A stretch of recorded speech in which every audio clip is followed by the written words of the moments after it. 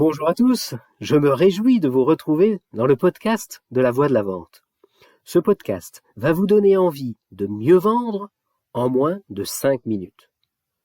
Aujourd'hui, je vous emmène sur un cours de tennis. J'ai une quinzaine d'années et je m'initie à ce sport avec une bonne vieille raquette en bois comme il en existait dans les années 80, à l'époque du grand Björn Borg. En face de moi, mon père. Il a commencé ce sport à l'âge de 40 ans. Il en a appris les rudiments en prenant des cours avec un prof, puis il s'est lancé. Sportif depuis toujours, il a rapidement progressé. Il s'est donc assez vite passionné pour cette activité. Et il a voulu partager cette passion avec moi.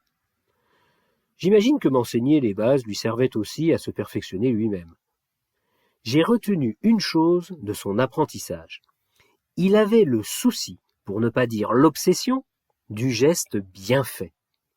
Il me répétait sans cesse « Concentre-toi sur la qualité de ton coup droit et sur la qualité de ton revers. Si tu fais le beau geste, tu progresseras beaucoup mieux et beaucoup plus vite. Et puis un jour, tu sauras placer la balle exactement où tu veux. Et là, tu feras la différence. Tu gagneras tes matchs. Tu gagnes si tu maîtrises ton geste. » Alors je l'ai écouté. Et des balles dans le filet, des balles hors des limites du cours, j'en ai produit par milliers. Lui, de son côté du cours, ne regardait qu'une seule chose. Comment j'accomplissais mon mouvement pour frapper en coup droit et pour frapper en revers. Il me félicitait quand le geste lui semblait correct. Il applaudissait donc à la fois mes balles dans le filet et mes balles dans le cours. Puis, petit à petit, mon corps a commencé à attraper une sorte d'automatisme. Mes coups sont devenus de plus en plus précis et j'ai gagné en puissance. Sans forcer, mon père avait raison. En me criant « Ton geste !» Un jour, je lui parle de ces nouvelles raquettes avec un plus grand ami. Elles apportent plus de souplesse que la raquette en bois, on réussit beaucoup plus facilement à jouer. Devinez ce qu'il en a pensé. Il a dédaigné mon propos en me disant « Si tu apprends le tennis avec une raquette qui te corrige les erreurs, tu feras toujours les mêmes erreurs, tu n'apprendras pas, et ton jeu restera limité. » Fin de la conversation. Alors de quoi nous parle cette histoire? Eh bien, elle nous parle du beau geste, elle nous parle de panache, elle nous parle d'abnégation pour monter son niveau et atteindre l'excellence. Elle nous parle d'apprentissage par l'erreur. Vous allez me dire quel rapport avec la vente?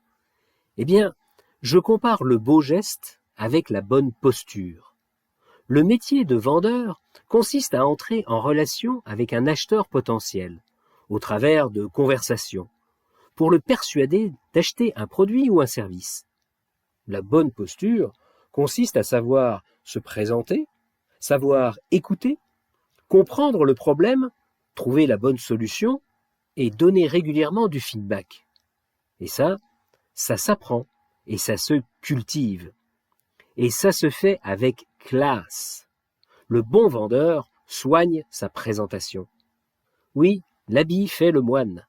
Il soigne son langage. Il écrit correctement, sans faute d'orthographe.